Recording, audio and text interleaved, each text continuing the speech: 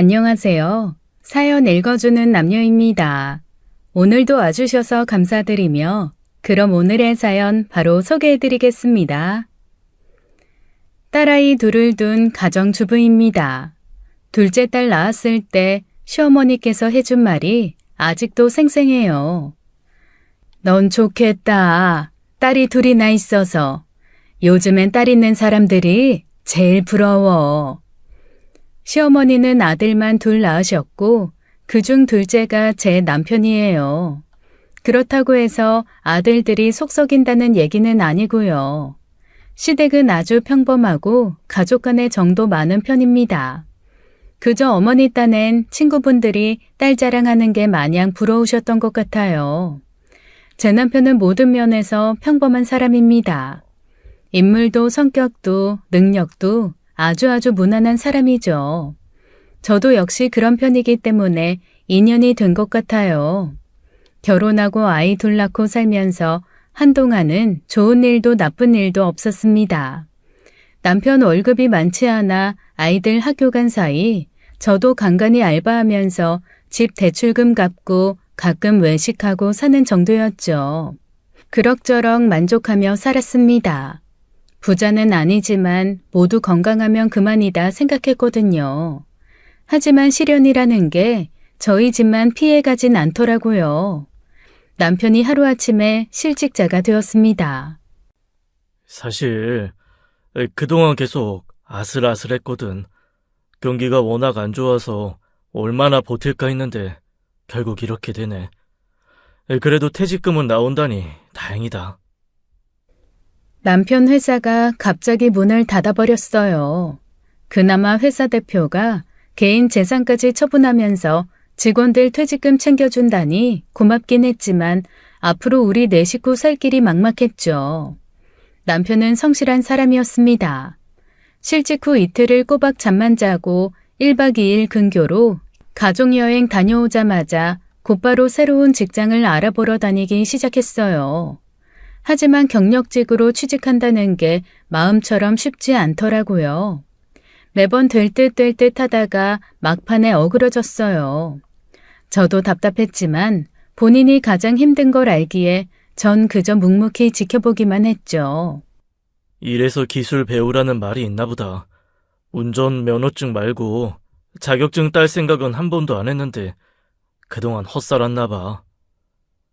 얼마나 살았다고 헛살았다는 말을 해. 지금이라도 기술 배우면 되지. 이제 와서 배우긴 늦었지. 머리도 손도 빠르게 돌아갈 나이가 아니잖아. 그래도 해봐. 안 해보고 포기하는 것보단 낫잖아. 사실 남편에게 엄청난 용기를 주기 위해 했던 말은 아니었어요.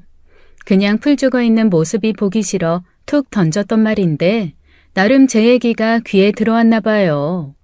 고등학교 동창을 만나 이런저런 조언을 듣더니 떡하니 학원을 등록하고 오더군요. 어쨌거나 먹고 살 돈은 필요했기에 그 사이 저도 알바를 하긴 했지만 내 식구 살기는 턱없이 부족했습니다. 그래서 어쩔 수 없이 친정에 손을 벌리게 됐는데요. 마음 같아선 턱하니 큰 돈 내주고 싶은데 이 2달째 월세가 안 들어와. 경기가 안 좋긴 한가 보다. 혹시 모르니까 네 엄마한테 얘기해봐라. 친정 부모님 두 분은 아버지 퇴직금으로 사두었던 상가 월세로 사시는데 워낙 자그마한 상가다 보니 월세가 큰 금액도 아니었고 그마저도 몇 달째 밀려서 힘들어 하시는 것 같았습니다. 아빠는 못 도와줘서 미안하다며 엄청 속상해 하셨는데요. 역시 엄마는 엄마더군요. 이거 네 아버지 모르는 돈이야. 그러니까 아버지한테는 말하지 마. 네 동생한테도 말하지 말고. 알았지? 적지 않은 돈을 선뜻 내주시더라고요. 눈물이 핑 돌았습니다. 엄마도 힘들게 모아놓은 돈일 텐데 미안해. 이 돈 내가 꼭 갚을게. 네 아버지 모르게 힘들게 모은 돈 맞아. 그런데 이럴 때 쓰라고 모아둔 거지. 내가 뭐 모피코트 사 입으려고 모아놨겠니? 그리고 기술 배우기로 한 거는 잘한 거야. 뭐가 되든 안 되든 한번 잘 해보라고 해. 저희 큰애가 공부에 욕심이 많아요.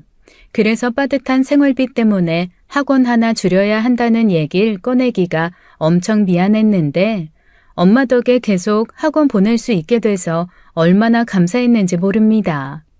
저 중학교 때 아빠가 주식에 손댔다가 큰돈 날린 적이 있어서 당시 저희 가족이 거의 길바닥에 나앉을 뻔했거든요. 그때 엄마는 지금의 나보다 훨씬 힘들었을 텐데 그래도 어떻게든 버티고 버텼을 생각을 하니 나도 어금니 꽉 깨물자 하는 다짐을 하게 되더라고요. 평범하고 무난한 사람이 독을 품으면 진짜 무서워진다고 하잖아요.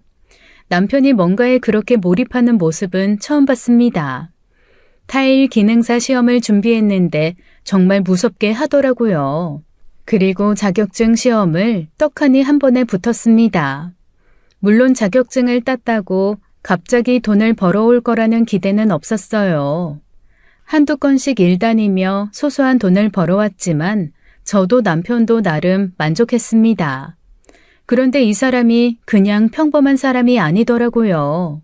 얼마 지나지 않아 눈코 뜰 새 없이 일을 다니더니 회사 다닐 때 받아온 월급의 2배나 되는 돈을 버는 겁니다. 이럴 줄 알았으면 진지게 할걸. 괜히 책상 앞에 앉아 애꿎은 세월 버렸네.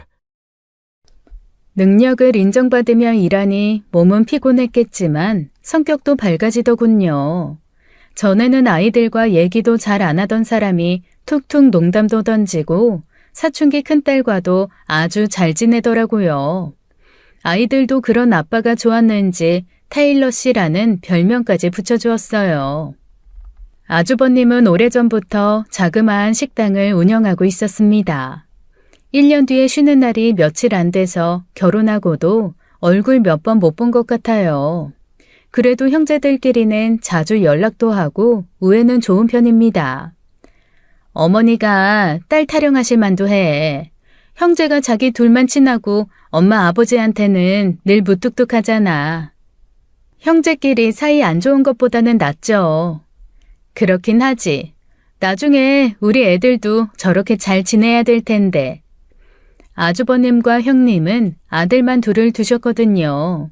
아들 형제 키우는 엄마들은 애들 활동량 따라가느라 어쩔 수 없이 억세진다고 하는데 저희 형님도 그랬습니다. 볼 때마다 늘 피곤해 찌든 모습이었고 애들이 눈앞에서 뛰거나 심한 장난을 할 때면 어찌나 목소리 크게 혼내는지 몸집도 작고 호리호리한 사람임에도 온 사방이 쩌렁쩌렁 울릴 정도였어요. 저와 형님 사이는 나쁘지 않았습니다. 나이도 제가 1살 적었고 언제나 맏며느리로서 시댁일에 소홀하지 않으려는 모습이었기에 저도 적극적으로 따르고 최선을 다해 도왔어요. 형님은 자기 애들한테 소리칠 때 빼고는 평소 말수도 적은 편이었는데요. 원래 조용한 성격이라 그런가 싶기도 했지만 어딘지 모르게 주눅이 들어있다랄까? 항상 주변 사람들 눈치를 많이 보더라고요. 너는 옷이 없니? 왜 항상 같은 옷만 입고 다니니? 시어머니가 형님을 보고 이렇게 한마디 했을 때도 보통의 며느리라면 옷 사입을 돈 없어요. 어머님 아들이 돈 많이 벌어다 주면 저도 예쁜 옷 입고 다니겠죠. 보기 불편하시면 어머니가 좀 사주시던가요. 이렇게 투정이라도 부렸을 텐데 형님은 무슨 죄 지은 사람처럼 고개만 푹 숙이고 있었습니다. 사실 여자가 늘 같은 옷만 입고 다니는 건 뻔하잖아요. 진짜 옷 사입을 돈이 없거나 아니면 자기만의 뚜렷한 신념이겠죠. 솔직히 형님네 사정은 뻔했습니다. 두 아이들은 먹고 뒤돌아서면 또 배고프다 하는 나이였고 결혼할 때는 빚 없이 장만한 아파트였는데 그 사이 담보대출을 엄청 받았대요. 그러다 보니 저희 딸들이 입던 옷까지 가져가 입곤 하더라고요. 한 번은 제 남편이 저에게 큰맘 먹고 조금 비싼 패딩을 사준 적이 있는데요. 나 자격증 준비하는 동안 당신 혼자 돈 버느라 고생한 거 미안해서 사주는 거야. 좀 비싼 거니까 곱게 입어. 딸들이 알면 자기들도 사달랄까봐 어느 날 지하 주차장으로 조용히 불러내 주더라고요. 며칠 후 그걸 입고 형님을 만나러 갔었습니다. 어머, 예쁘다. 새로 샀나 봐. 며칠 전에 애들 아빠가 사줬어요. 결혼하고 이런 비싼 선물은 처음 받네요. 그때 형님이 했던 말이 아직도 잊혀지지 않습니다. 그저 좋겠다, 부럽다 할 줄 알았는데 동서 전에 입던 검정색 롱패딩도 있잖아. 그거 엄청 오래 입었거든요. 여러 번 빨아 입으니까 이젠 따뜻하지도 않아요. 애들도 촌스럽다고 안 입는다길래 그냥 버리려고요. 버리지 말고 나 주면 안 돼? 그걸요? 형님한테는 많이 클 텐데요. 괜찮아. 내가 입을게. 버리지 말고 다음에 꼭 갖다 줘. 아니다. 이따 내가 가지러 갈게. 그때 알았죠. 요즘 엄청 쪼들리나 보다. 진짜 옷 사입을 돈이 없나 보다. 형님을 처음 봤을 때 같은 여자로서 많이 부러웠습니다. 저는 덩치가 좀 있는 편이라 작고 마른 여자에 대한 환상이 있거든요. 어떤 옷을 입어도 헐렁헐렁해 보이고 발목, 손목 가느다란 형님이 정말 부러웠어요. 게다가 형님네 친정이 나름 사는 편이라 혼수로 해왔다던 집안 살림도 좋아 보였거든요. 그런데 제가 입던 낡은 옷을 입겠다니 엄청 놀랐습니다. 쟤네 요즘 많이 힘든가 보다. 예전엔 집에 올 때 1,000원짜리 단팥빵이라도 꼭 사들고 왔는데 요즘엔 늘 빈손이야. 오히려 내가 이것저것 챙겨준다니까. 내 새끼들 먹이는 거니까 퍼주는 거 아깝진 않지만 저러다 휘청하는 건 아닌지 걱정된다. 하지만 얼마 안 가 어머니 걱정은 현실이 됐습니다. 가게 오픈한 이후로 아무리 장사가 안 돼도 월세 밀린 적은 없었다는데 그 사이 월세를 3달이나 밀렸다네요. 그뿐만이 아니었습니다. 워낙 오랫동안 거래했던 곳이라 그동안의 정 때문에 외상으로 갖다 썼던 각종 재료들, 하지만 더 이상은 버틸 수가 없는 상황이 되자 폐업까지 고려하고 있다는 거예요. 사실 그 가게는 테이블 몇 개 안 되는 작은 식당이었지만 아주버님이 총각 때부터 영혼을 갈아 넣어 운영하던 곳이었습니다. 확실히 맛있는 식당인 건 분명했고 단골 손님도 많았는데 그놈의 불경기는 어떤 맛으로도 못 이기더라고요. 형네, 압류 들어왔다네. 압류? 어디서? 몇 달째 국민연금이랑 의료보험을 못 냈대. 형 알잖아. 어지간해서는 아쉬운 소리 안 하는 거. 나한테라도 미리 말을 했으면 도와줬을 텐데 그놈의 자존심 때문에 가게 문 닫게 생겼다.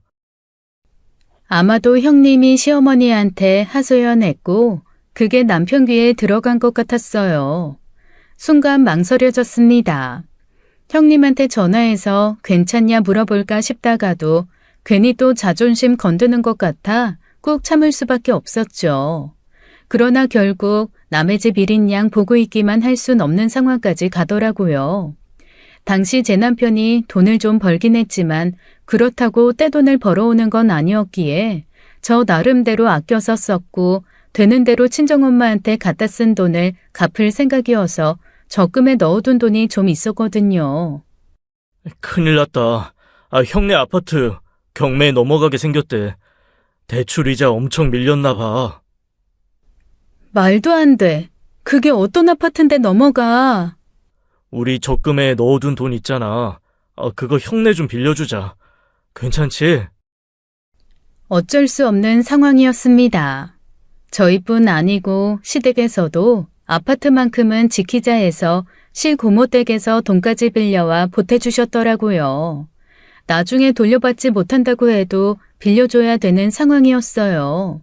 아주버님이 저희 집 살 때 큰돈을 내주시기도 했고 우리 애들 입학하고 졸업할 때마다 늘 잊지 않고 용돈 보내주셨으며 무엇보다 남편이 형네 일이라면 몸이라도 팔 사람이라 적금 깨는 거는 당연한 일이었어요. 때마침 전에 제가 알바하던 곳에서 다시 나와줄 수 없냐며 연락이 오기도 해서 돈이야 또 벌면 되지 않은 마음도 있었고요. 그렇게 저희 집과 시댁의 도움으로 아주버님 댁에 급한 불은 껐습니다. 돈을 송금하고 형님에게 받은 문자를 아직도 지우지 않고 있어요. 내가 많이 부족해서 미안해. 우리가 도와줘도 모자란데 이렇게 신세를 지게 됐어. 앞으로 열심히 살아볼게. 동서는 참 좋은 사람이야.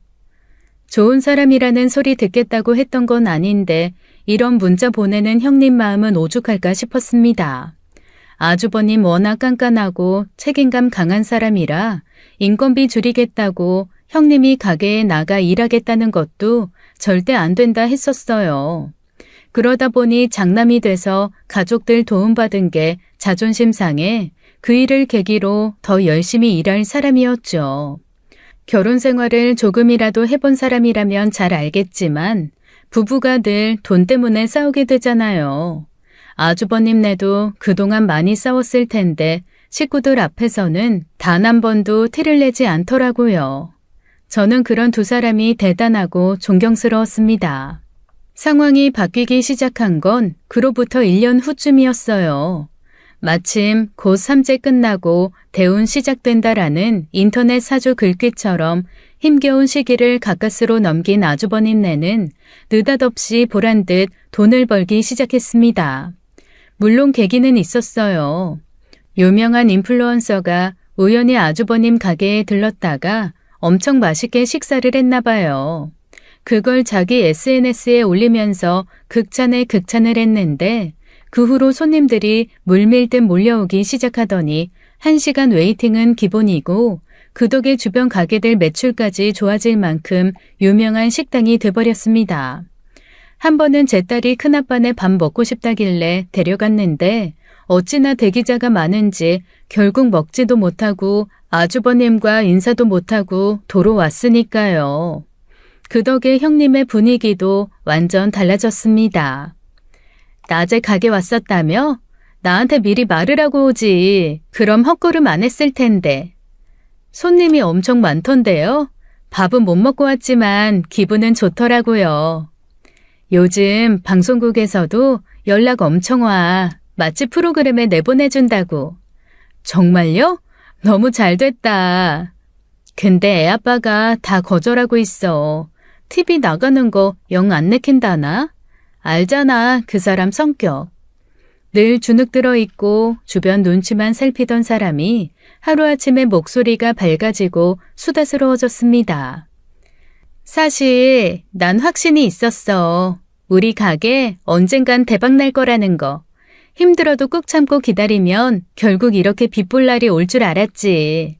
그러니까 동서도 서방님 너무 잡지 말고 차분히 기다려줘. 이 집 남자들 근성 무섭다. 뜬금없었습니다. 내가 남편을 잡는다고? 생활비 모자라니 아껴 쓰자 했던 적은 있지만 남편에게 돈 못 벌어온다고 모진 소리 한 적은 없거든요. 그런데 형님이 왜 저런 소리라는지 도통 모르겠더라고요. 형수님이 그냥 한 소리겠지. 요즘 형네 장사 잘 되니까 그 덕에 기분 업돼서 한 소릴 거야. 그냥 흘려들어. 당신 혹시 어머님한테 내 흉 본 적 있어? 형님이 어머니한테 무슨 소리 들은 건 아닐까? 아니래도 그러네. 내가 그런 소리 한 적 없는데 엄마 혼자 지레 그런 얘기를 했겠어. 영 마음에 걸리면 오늘부터 작정하고 나 잡던가. 그럼 덜 억울하잖아. 형님의 말이 영 거슬리긴 했지만 남편 말대로 그냥 넘어가기로 했습니다. 그런데 그게 끝이 아니었어요. 형님네 힘들었을 때 저희가 적금 깨서 도와줬던 돈이 2,500이었는데 어느 날 아주버님 이름으로 1,500이 입금돼 있더라고요. 그리고 곧바로 형님한테 전화가 걸려왔습니다. 아침에 돈 보냈는데 확인했어? 네, 형님. 확인했어요. 감사해요. 감사는 무슨, 우리가 더 고맙지. 조만간 나머지 돈도 갚을게. 아니에요. 서두르지 않으셔도 돼요. 천천히 여유 있으실 때 주셔도 돼요. 동서도 참, 그 여유가 지금 있으니까 준다는 거잖아. 군소리 말고 줄 때 받아. 확실히 예전에 형님이 아니었어요. 보통은 해줄래? 해줬으면 좋겠는데 부탁할게 라고 말하던 사람인데 군소리 말고 돈 줄 때 받아라. 처음으로 명령조를 사용해 말하더군요. 그뿐만이 아니었습니다. 어느 날은 갑자기 백화점으로 저를 급하게 불러내더라고요. 동서, 여기. 네, 형님. 빨리 오라고 하셔서 택시 타고 왔어요. 무슨 일 있으세요? 일은 무슨, 같이 쇼핑이나 하자고. 혼자 쇼핑하려니까 영 기분이 안 나서. 괜찮지?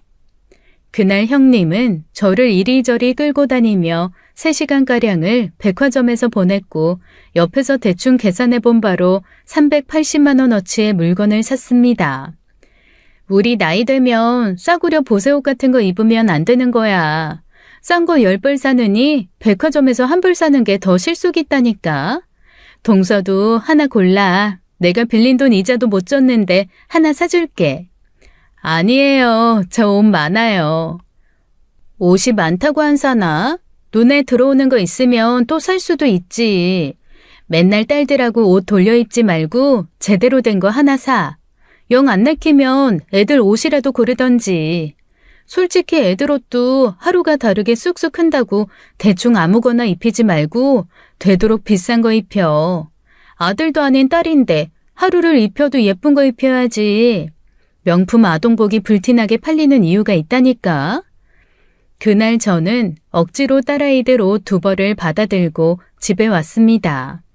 끝까지 거절했다가는 마치 나쁜 엄마가 되는 분위기였거든요.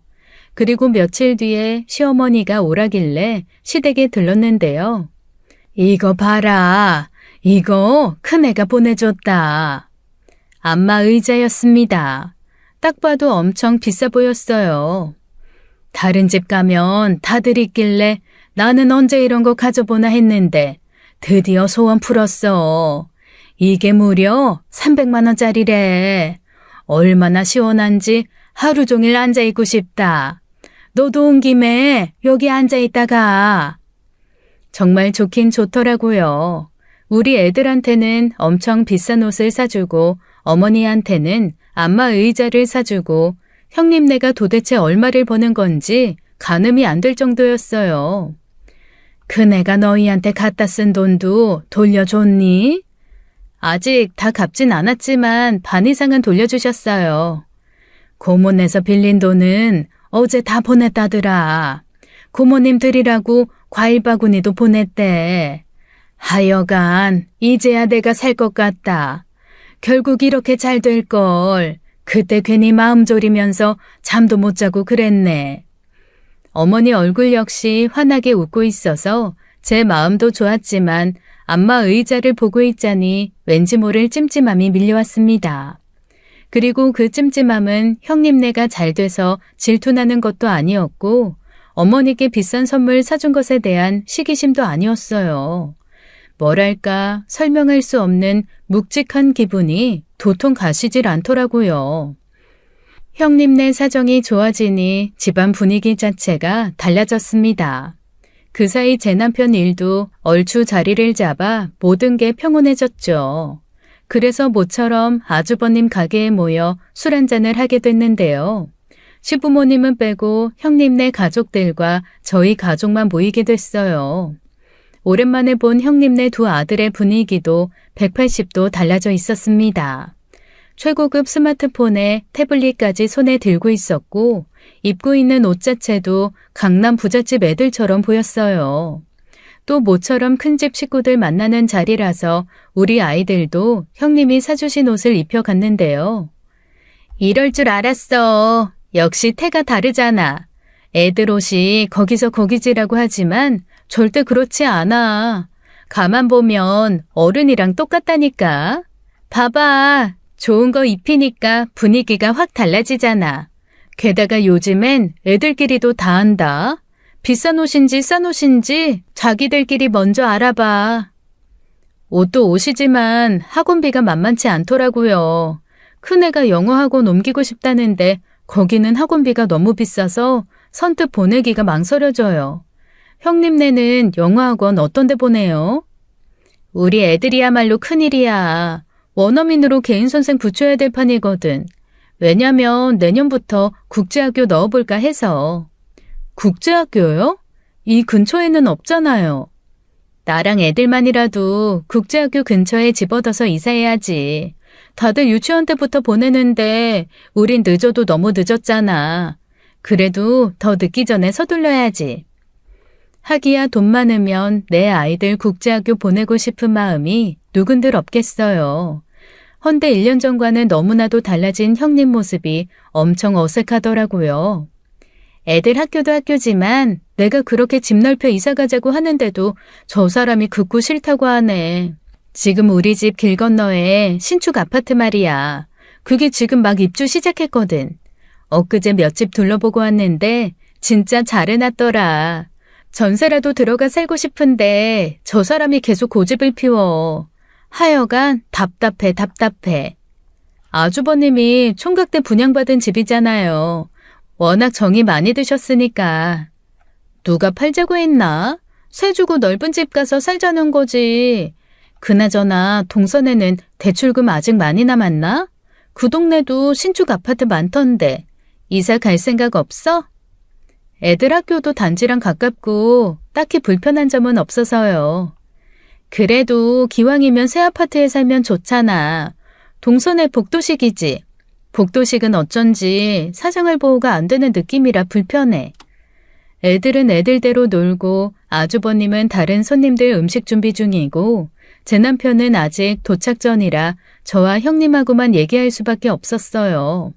대화를 나누면 나눌수록 점점 기분이 안 좋아졌습니다. 맞다. 동서 동생 조만간 결혼한다며?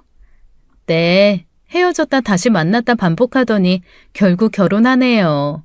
이번엔 놓치면 안 되겠는지 덜컥 애부터 가졌어요. 동생이 뭐 한다고 했지? 인테리어 일한다고 했나?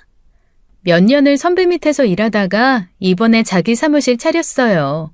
딴에는 사장님 소리 들으면서 결혼하고 싶었나 봐요. 요즘 인테리어 사무실이 너무 많아서 잘 될까 모르겠다. 당장 애 태어나면 돈 들어갈 때 만만치 않을 텐데. 신혼집은? 투룸 전세 오피스텔 얻었더라고요. 요즘 주거용 오피스텔엔 웬만한 건 다 빌트인 돼 있어서 가전제품도 몇 개 안 산대요. 말이 투룸이지 방은 딸랑 1개인 거잖아. 그런 데서 어떻게 사냐?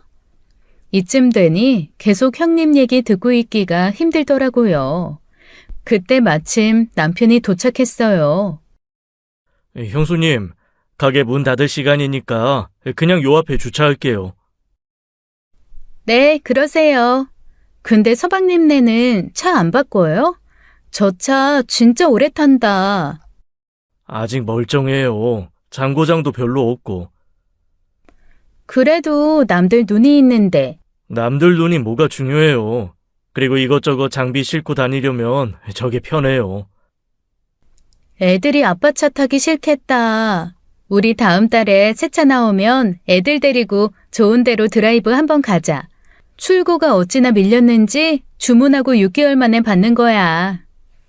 안 그래도 형한테 얘기 들었어요.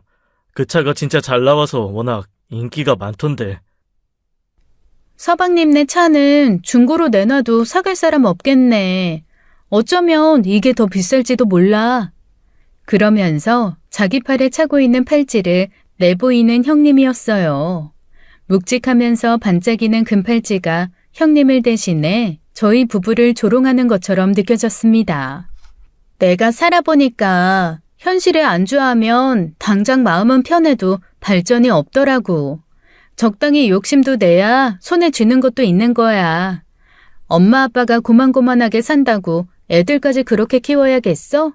다른 집 애들만큼은 못해준다 해도 경험은 시켜줘야지. 괜히 기죽일 필요는 없잖아. 그때 남편도 느꼈을 거예요. 형님이 예전하고 다르게 불편한 사람이 됐다는 걸요. 그래서 서둘러 화제를 바꾸더라고요. 다다음 주 연휴인데 형은 그때도 계속 장사하려나? 모처럼 엄마 아버지 모시고 어디 좋은 데라도 다녀오면 좋겠는데. 연휴 때 저 사람은 내내 장사할 거고요. 저만 애들이랑 어디 가기로 했어요. 언니네 식구들이랑 3박 5일 베트남에 가기로 했거든요. 거기 가서 오랜만에 비키니 입으려고. 나 요즘 마사지 받으러 다니잖아. 한동안 외모에 신경을 안 썼더니 아주 엉망이 됐더라고. 동선에도 애들 방학하면 해외여행 한번 가야지. 요즘 해외여행은 필수야. 빚을 내서라도 보내야 돼. 그때 알았습니다. 돈이라는 게 사람을 정말 무섭게 변화시킨다는 걸요. 그날 부모님 빼고 저희들끼리 모였던 이유는 어차피 며칠 후 시어머님 생신이라 생신상은 어떻게 차릴까, 선물은 뭐 해드릴까 의논하기 위함도 있었어요. 형님네가 이미 안마의자도 보내드렸고 이번엔 그냥 용돈 드린다길래 생신상은 제가 전담에 차리겠다고 했죠. 사실 저는 그동안 시부모님께 감사한 점이 많았습니다. 마음 같아선 집 한 채씩 척척 사주고 싶은데 이 딴에는 열심히 살았다 생각했지만 두 아들놈한테 뭐 하나 제대로 해준 게 없다. 그래서 늘 미안해. 그런데 큰 사고 한 번 안 치고 잘 살아줘서 참 고맙다. 내가 자식 복은 있는 편인가 봐. 늘 무뚝뚝하고 말수 없으신 아버님이 어느 해 명절에 약주를 거하게 드시고 저희 앞에서 해주신 말입니다. 어머니 역시 참 좋은 분이세요. 며느리 둘을 늘 공평하게 대해주시고 제 앞에서 형님 욕 한 번 하신 적이 없거든요. 아마 형님한테도 그러셨을 거예요. 또 남편이 자격증 준비하고 저 혼자 돈 벌 때는 굳이 안 그러셔도 되는데 일부러 저희 집에 와서 살림까지 해주셨습니다. 어머니, 안 오셔도 돼요. 애들 이제 다 커서 밥도 알아서 챙겨 먹고요. 저 일 마치고 와서 충분히 청소 빨래 할 수 있어요. 힘들게 일하고 왔는데 집안일까지 하려면 피곤하잖아. 나야 뭐 남는 게 시간이라 심심해서 오는 거야. 하지만 심심해서 오시는 게 아니라는 건 단박에 알 수 있었습니다. 무릎이 안 좋으셔서 조금만 걸어도 힘들어 하셨으니까요. 안 싸더니 큰돈 해주셨다면서? 내가 진짜 너희 볼낯이 없다. 안 싸돈 입장에선 귀한 딸 데려다 고생시킨다고 내 아들이 얼마나 밉겠니? 절대 아니에요. 그리고 저희 엄마가 자격증 공부하는 거 잘 생각했다고 하셨어요. 그러니까 괜히 그런 생각하지 마세요. 그래도 친정엄마 마음은 그게 아닐 거다. 하다 힘들면 안 올 거니까 너도 너무 부담 갖지 마. 진짜로 내가 오고 싶어서 오는 거야. 그 후 남편이 자격증 시험에 붙었을 때도 어머니는 오히려 저를 축하해 주셨어요. 이게 다 네 덕이다. 다 네 복이야. 형님이 조금 이상하게 변한 모습을 보면서 어쩌면 시어머니 앞에서도 이상한 말을 했을 수도 있겠다는 생각이 들었습니다. 그랬다면 상처가 어머니께도 됐을 텐데 싶어 이번 생신상은 다른 때보다 공을 들였어요. 새우를 좋아하셔서 좋은 새우 사다가 튀김도 했고요. 돼지고기 수육도 직접 삶고 시어머니 친정이 이북이라길래 만두도 조금 빚었습니다. 그리고 딸아이 시켜서 제일 예쁜 케이크로 사오라고 했죠. 음식 준비가 끝나고 상을 차릴 무렵 형님이 왔습니다. 애들 국제학교 상담 예약해놨다고 조금 늦겠다길래 편하게 일 다 보시고 오라고 했거든요. 그런데 들어오자마자 차려놓은 상을 보고 한다는 소리가 이 케이크는 치우자. 그대로 박스에 넣어서 이따 집에 갖고 가. 우리 딸이 할머니 생각해서 정성껏 골라온 케이크인데 마치 못 먹을 음식이라는 듯 취급하는 거예요. 동네에서 파는 이런 케이크는 죄다 싸구려 재료로 만든 거라 몸에 얼마나 안 좋은데. 안 그래도 어머니 당뇨 있으신데 혈당 치솟게 할 일 있어? 이럴 줄 알고 내가 며칠 전에 저당 케이크 주문해놨거든. 한 입을 먹더라도 좋은 거 먹어야지. 안 그래? 어머니 상에 어떤 걸로 올릴까요? 아무래도 건강에 좋은 게 낫죠? 그래, 며칠 전부터 주문해 놓은 거라니까 그거 한번 먹어보자. 어쨌거나 어머님 건강 염려해서 사온 거니 그러라고 할 수밖에 없었습니다. 그런데 거기서 끝이 아니었어요. 본격적으로 제가 준비한 음식을 하나하나 꼬투리 잡더라고요. 튀김을 했어? 이거 콜레스테롤 높아서 안 좋은데. 어머니 새우 좋아하시잖아요. 생신상인데 좋아하시는 거 해드리고 싶어서요. 밥은 현미 좀 섞지. 그냥 흰밥이네. 늘 현미밥 드시잖아요. 오늘 하루만이라도 부드러운 흰쌀밥 드시라고요. 흰쌀이 혈당에 제일 안 좋은데. 이건 무슨 나물이야? 공심채요. 전에 베트남 식당 같이 가셨을 때 맛있다고 하셔서 준비했어요. 딱 봐도 너무 짜 보인다. 짜게 먹으면 안 좋은데. 저희 딸들 보기에도 큰엄마 모습이 이상했던지 소파에 앉아 TV를 보다 말고 두 아이 모두 식탁 앞으로 오더라고요. 이럴 줄 알았으면 좋은데 예약해서 밖에 나가서 먹을 걸 그랬다. 고급 한정식집 좋은데 많거든. 그래도 엄마가 이거 준비하느라 얼마나 바빴는데요. 그거야 큰엄마도 당연히 알지. 내 말은 할머니 생신이니까 기왕이면 좋은 거 해드리고 싶어서 그런 거야. 어쨌든 동서 대단하다. 이 많은 걸 혼자 다 했다니. 수고 많았어. 그야말로 엎드려 절받기였습니다. 더 이상 참을 수 없을 만큼 불쾌했어요. 하지만 다른 날도 아닌 어머님 생신이니 그저 조용히 상 차리는 데 열중했는데요. 남편하고 아주버님이 곧 도착할 거라는 연락을 받고 국을 데우고 있었는데 그때 형님이 제 옆으로 쓱 다가왔습니다. 그러더니 봉투를 내밀더라고요. 동서, 이거 받아. 형님도 참, 뭐 이런 걸 주세요. 생신상은 저희가 알아서 차리기로 했잖아요. 돈 많이 안 들었어요. 굳이 안 주셔도 돼요. 그런 게 아니고 월급 선불로 주는 거야. 네? 월급이라뇨? 내가 애들 학원 챙기고 골프 레슨도 받아야 되고 학부모 모임도 나가야 돼서 집안일 할 시간이 통 없거든.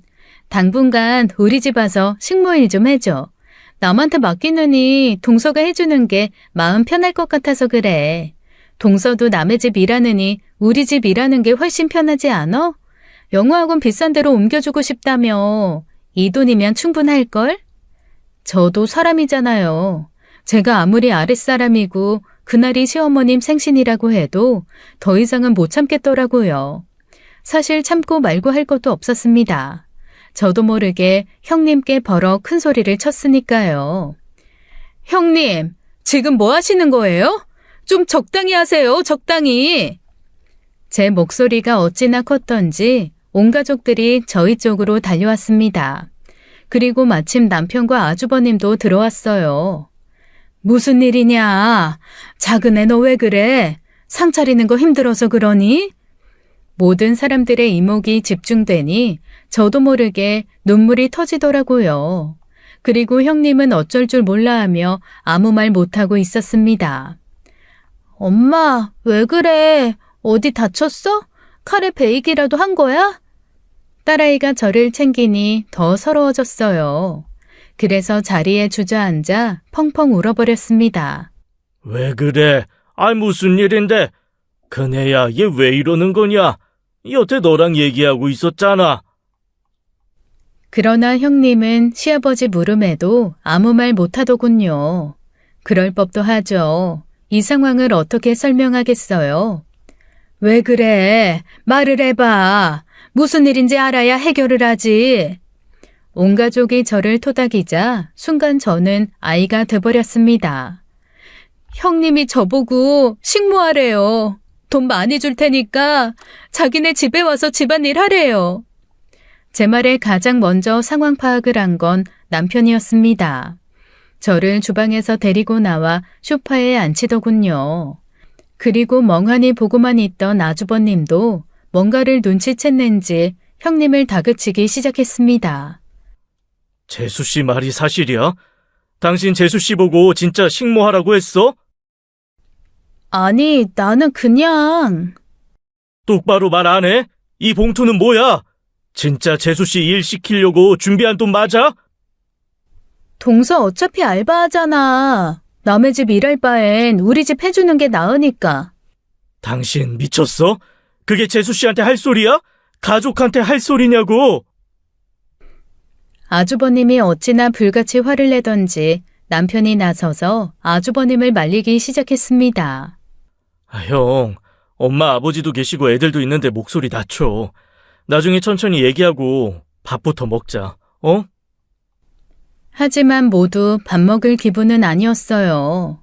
기분 좋은 날 느닷없이 울음을 터뜨려 분위기 망쳐버린 건 저였기에 순간 실수했구나 하는 생각이 들었는데요. 그때 시아버님이 나서셨습니다. 그네, 너 진짜 작은 애한테 식모해달라고 했냐? 너는 뭐하고 작은 애한테 네 집 일을 시키냐? 신랑이 돈 좀 번다고 요즘 여기저기 돈 쓰러 다니느라 바쁜 것 같던데 너는 밖에 나가 놀고 작은 애더러 집안일 하라고 한 거야? 그게 아니고요, 아버님. 동선의 형편이 좀 그래 보여서. 니네 돈 잘 벌고 작은 애 형편 안 좋으면 사심 없이 도와주면 될 걸 굳이 일은 왜 시키냐? 전에 니네 집 경매 넘어간다 어쩐다 했을 때 쟤들이 돈 빌려주면서 너한테 일 시키디? 그냥 조건 없이 빌려줬잖아. 그땐 생각 안 하고 어디 손이동설하고 시건방을 떨어. 시아버님 말씀 틀린 거 하나 없었습니다. 그리고 다 알고 계셨던 거죠. 형님이 요즘 이상해졌다는 걸요. 나는 300만 원짜리 안마의자 사주는 며느리보다 시어머니 생신상 차린다고 아침부터 와서 정성껏 음식 준비하는 며느리가 더 예쁘다. 그리고 무엇보다 쟤들 니네 집일 해줄 만큼 힘들지 않아. 작은 애가 친정에서 돈 빌려 쓴 적은 있어도 지금껏 단 한 번도 우리한테 손 벌린 적 없다. 남편은 하루 종일 장사하고 작은 애는 집안일 시키고 그동안 너는 뭐하고 다니려고 한 거야? 남편 가게 조금 잘 된다고 하루아침에 기고만정해져갖고 장사가 천년만년 계속 잘 될 것 같아? 시아버님이 그렇게 말을 많이 하시는 모습은 처음 봤습니다. 그렇게 화를 내시는 모습도 처음이었고요.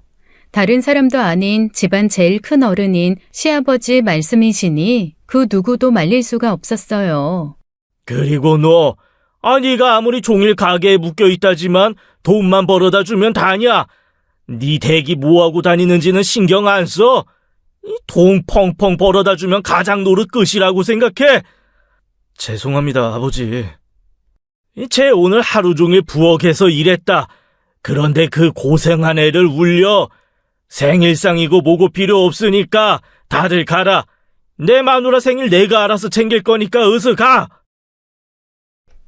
아버님이 불같이 화내는 모습을 보니 제 눈물도 멈췄습니다. 그런데 제 눈물이 그치길 기다렸다는 듯이 형님의 폭풍 오열이 시작되더라고요. 전혀 예상하지 못한 상황이었어요. 당신이 왜 울어? 엄마 아버지랑 재수 씨한테 사과도 제대로 안 하고 뭐가 서러워 우냐고.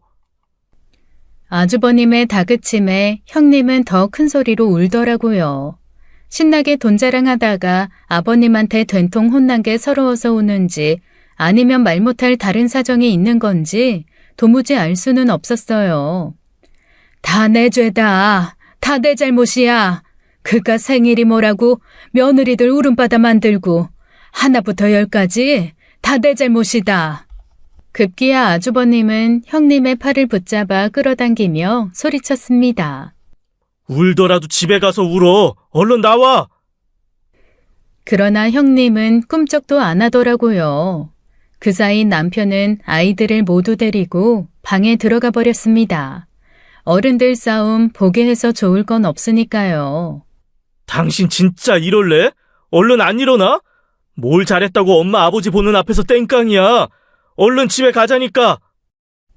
그런데 그때 형님이 큰 소리로 울부짖더라고요. 나는 땡깡 좀 부리면 안 돼? 나는 돈 자랑 좀 하면 안 되냐고. 내가 당할 땐 아무 말도 못하다가 정작 내가 하니까 못 봐주겠어? 나는 사람도 아니야? 맨날 참아야 돼? 모두가 어리둥절해지는 순간이었어요. 형님이 지금 무슨 소리를 하는 건가? 분명 우리가 모르는 다른 사정이 있는 게 분명했습니다. 얘가 지금 무슨 얘기하는 거냐? 누가 너한테 뭐라고 하디? 누구한테 뭘 당했는데? 알고 보면 저도 많이 참았다고요. 그것도 순전히 이 사람 얼굴 봐서 참은 거예요. 형님이 그동안 참아왔던 뭔가를 터뜨리는 순간이었습니다. 모두 아무 말 못하고 형님의 얘기를 들을 수밖에 없었죠. 당신도 입 있으면 말해봐. 나는 참아야 되고 동서가 서럽다고 우는 건 괜찮은 거야? 나도 울 줄 알아. 나도 사람이고 서러움 느낄 줄 안다고. 이게 무슨 얘기인지 네가 말해봐라. 어서! 아무것도 아니에요. 신경 쓰지 마세요. 이 사람 지금 자기 분에 못 이겨서 괜히 그러는 거예요. 하지만 괜히 그러는 게 아닌 것 같았어요. 형님의 눈빛이 확 바뀌었거든요. 나 친정에서 언니들한테 온갖 서름 받을 때 당신 왜 아무 말도 안 했어? 형님네 친정은 세 자매고 그중 형님이 막내인데 큰형부는 한의사고 작은 형부는 골프용품 수입하는 회사를 운영하고 있다네요. 때문에 언니 둘 다 아쉬움 없이 살고 있어서 친정 모임 있을 때마다 두 언니들이 형님을 앞에 두고 온갖 돈 자랑을 했답니다. 그때마다 형님이 사소하게 투정 부려도 옆에 있던 아주버님이 아무 말 말라고 단호하게 말리셨대요. 큰언니가 나한테 옷이 그게 뭐냐고 길 가다 만나면 아는 척도 하지 말라고 했을 때 당신 아무 말도 못했잖아. 그뿐이야? 작은 언니가 여태 골프도 안 배우고 뭐 했냐고 나 무시했을 때 내가 게을러서 그런 거라고? 정작 내가 골프 배우겠다고 했을 때 당신 뭐라고 했어? 그딴 거 왜 배우냐고. 쓸데없는 생각 말고 살림이나 잘하라고 했어 안 했어? 형님의 얘기를 듣고 있던 아주버님은 시선을 딴 데로 돌린 채 아무 말 못하시더군요. 결정적으로 아파트 경매 넘어가게 생겨서 엄마가 돈 빌려준다고 했을 때 왜 거절했어? 당장 월세 낼 돈도 없었으면서 왜 거절했냐고. 당신네 식구들 도움은 받아도 되고 우리 집 돈은 안 돼? 우리 엄마 돈은 나쁜 돈이야? 그 돈 왜 못 받게 했는데? 좀 충격적이었습니다. 처가 도움을 왜 거절했을까 저도 의문이 들더라고요. 무엇보다 형님네 처가는 여유가 많았고 저희 집이나 시댁은 정말 힘들게 마련해준 돈이었는데 아주버님은 굳이 왜 그런 선택을 했을까 도통 이해가 안 됐습니다. 나도 양심이라는 게 있잖아. 당신 데려다 고생시켜 처가에 얼굴 내미는 것도 눈치 보이는데 거기다 돈까지 준다고 넙죽받아? 솔직히 나도 힘들었어. 당신네 집에 갈 때마다 가시방석이 따로 없었다고. 그래도 어떻게든 자력으로 일어나는 모습 보여주려고 그랬던 거야. 못난 사위 소리 듣느니 못난 장남 소리 듣는 게 그나마 나을 것 같아 그랬다고. 쪽팔려도 우리 집 식구들한테 쪽팔린 게 나으니까. 그러니까 내가 우리 집에서 서름 받는 건 괜찮고 시댁 식구들한테 돈 자랑하는 건 못 보겠다? 그놈의 돈 자랑 나도 생전 안 해본 일이라 서툴렀지만 당신 얄미워서 일부러 발악해본 거야. 내가 친정에서 받은 서름이 어느 정도였는지 당신도 좀 느껴보라고. 알았어. 당신 마음 알았으니까 그만하고 일어나. 나머지는 집에 가서 얘기해. 오늘 엄마 생일이야. 시어머니 생일날 꼭 이래야겠어? 형님은 그제서야 자리에서 일어나 천천히 머리를 가다듬었습니다. 뭔가 확실하게 각성한 듯 보였어요. 이제 그만들 해라. 다들 말 많이 하고 소리치느라 허기졌을 텐데 그만하고 밥이나 먹자. 둘째가 힘들게 차려놓은 거 다 식잖아. 죄송해요, 어머님, 아버님. 저는 밥 먹을 자격도 안 되는 며느리예요. 시끄럽게 해서 죄송하고 먼저 가볼게요. 자리에서 일어난 형님은 시부모님께 90도 인사를 한 후 혼자 밖으로 나가버렸습니다. 어찌나 빠르게 나가버렸던지 차마 그 누구도 잡지 못했죠. 넌 뭐하고 서 있냐? 네 댁 안 따라 나가고. 아버님 말에 아주버님이 급히 따라 나서더군요. 그리고 아버님은 문 밖을 향해 한마디 더 하셨습니다. 얼른 따라가서 데리고 와. 네 댁 데리고 올 때까지 우리 다 밥 안 먹고 기다릴 테니까 그런 줄 알아라. 그렇게 두 사람이 나가고 저희 부부와 시부모님은 한동안 아무 말도 못했어요. 각자 형님이 쏟아낸 말을 곰곰이 생각해 봤을 거예요. 저 역시도 그랬고요. 어쩐지 그동안 형님은 친정에 관한 얘기를 거의 안 했고 손님이 별로 없는데도 명절에 늘 가게를 오픈했던 아주버님은 어쩌면 처가에 가기 싫어 장사했던 게 아닐까 하는 생각도 들었습니다. 엄마, 아버지, 시장하실 텐데 먼저 드세요. 형네 어쩌면 그냥 집에 갔을 수도 있잖아요. 아, 애들을 다 두고 갔는데 설마 안 오겠냐? 일단은 애들부터 밥 먹이고 우린 더 기다려보자. 두 사람이 지금 어디서 뭘 하고 있는지, 어떤 얘기를 나누고 있는지, 혹시라도 사람들 보는 앞에서 대판 싸우고 있는 건 아닌지 별별 걱정이 다 됐습니다. 어디냐, 언제쯤 올 거냐 전화라도 해보고 싶었지만 차마 손이 안 가더라고요. 그렇게 한두 시간쯤 흘렀을까 아주버님과 형님이 다시 들어왔습니다. 형님은 또 한바탕 흠씬 울었는지 얼굴이 온통 퉁퉁 불어 있었어요. 어머님, 아버님, 죄송합니다. 좋은 날이고 모처럼 식구들 다 모였는데 제가 너무 못나게 굴었어요. 용서해 주세요. 시부모님 앞에서 고개를 푹 숙이고 있는 형님의 어깨가 또 들썩였습니다. 그리고 동서한테 제일 미안해. 손 아랫사람이라고 내가 동서를 만만하게 대했어. 동서 마음에 상처될 거라는 거 생각은 못하고 마냥 내 속만 풀었던 것 같아. 우리 힘들 때 적금까지 깨서 도와줬는데 그것도 모르고 내가 너무 오만했어. 진심으로 사과할게. 형님의 사과가 진심이라는 걸 알았기에 저도 모르게 또 눈물이 쏟아졌습니다. 아니에요, 형님. 제가 참았어야 했는데 하루 종일 음식 만드느라 정신이 나가서 순간 욱했어요. 저만 참았어도 이런 일은 없었을 텐데 제가 더 죄송해요. 형님한테 그런 사정 있는 줄은 몰랐어요. 속 좁게 굴어서 정말 죄송해요. 아니야. 내가 못나서 애꿎은 사람한테 화풀이 했던 건데 뭐. 동서 잘못 하나도 없어. 진짜로 다 내 잘못이야. 어머니 생신상을 앞에 두고 또 한 번 눈물바다가 펼쳐졌습니다. 솔직히 저는 앞으로 형님 얼굴 안 볼 생각까지 했었어요. 다들 그렇지 않나요? 잘 나가던 사람이 쫄딱 망해서 여기저기 아쉬운 소리하고 다니는 건 봐줄 수 있지만 추레하게 살다가 갑자기 큰돈 벌었다고 온갖 있는 척하며 나대는 꼴은 차마 못 봐주겠는 게 일반적이잖아요. 형님의 언행이 딱 그랬거든요. 그런데 나름의 속사정을 듣고 생각해 보니 형님도 딱한 사람이다 싶더라고요. 엄마, 아버지, 죄송해요. 모든 게 제 잘못이에요. 망해가는 가게가 다시 살아나니 어떻게든 돈 벌 생각밖에 안 나더라고요. 솔직히 말씀드리면 오기도 생겼고요. 처가 식구들한테 보란 듯 돈 잘 버는 모습을 보여주고 싶었어요. 이제야 얘기하지만 이 사람하고 결혼한다고 했을 때 처가에서 말도 못하게 반대했거든요. 예상이 됐습니다. 딸 셋 중에 가장 예뻤고 늘 부족한 거 없이 먹이고 입혔으며 반듯하게 4년제 대학 공부까지 시켜놨는데 느닷없이 손바닥만한 식당하는 남자한테 시집 가겠다니 어느 부모가 흔쾌히 그러라고 했겠어요. 그래도 아주버님은 어떻게든 결혼하고 싶어 무리하면서까지 아파트를 분양받았고 그나마 집 한 칸은 있다는 말에 못 이기는 척 결혼시킨 거라고 합니다. 하지만 결혼 후에도 말끝마다 없이 산다 무시했으니 아주버님도 오기가 발동하긴 했을 거예요. 됐다.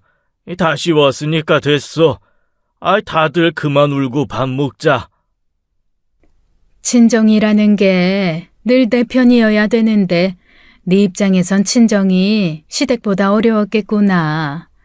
나라도 미리 눈치채고 도닥여줬어야 하는데 내가 이렇게 무딘 사람이다. 미안하다, 큰애야. 시부모님의 위로에 형님은 결국 꺼이꺼이 목 놓아 울더라고요.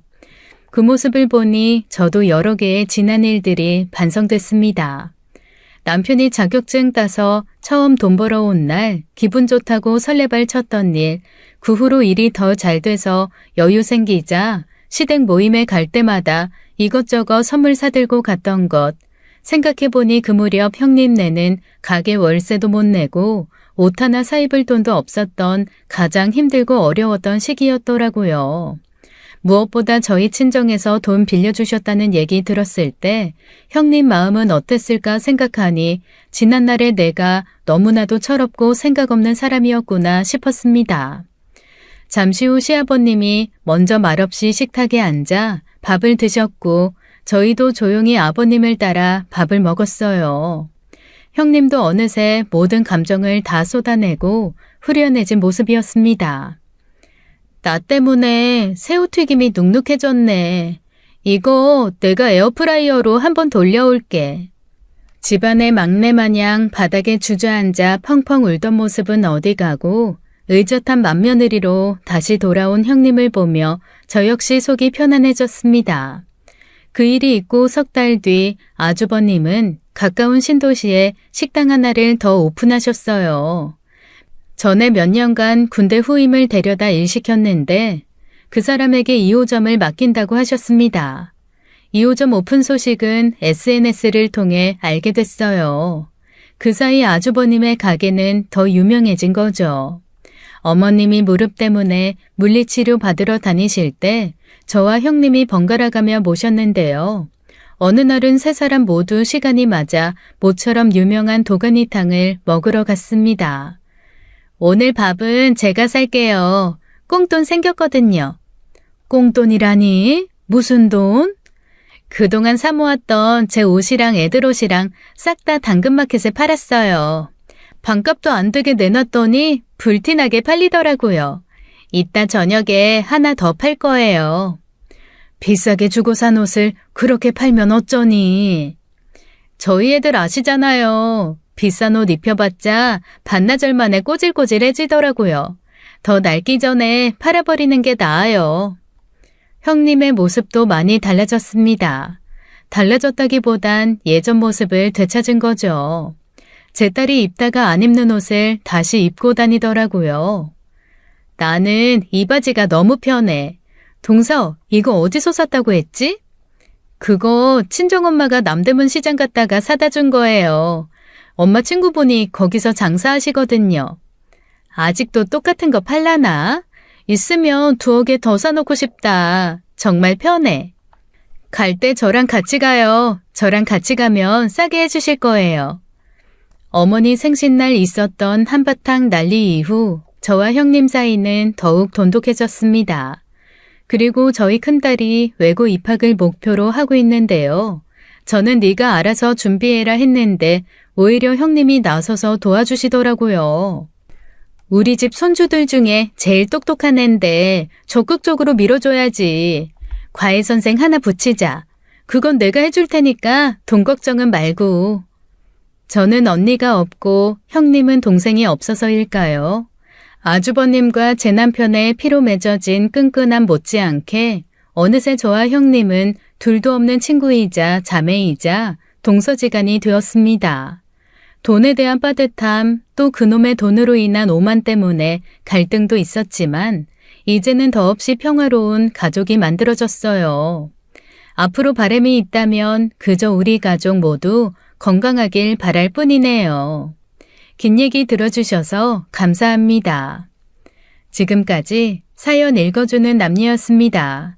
끝까지 시청해주신 여러분 감사드리며 저희는 다음 사연으로 돌아올게요. 감사합니다.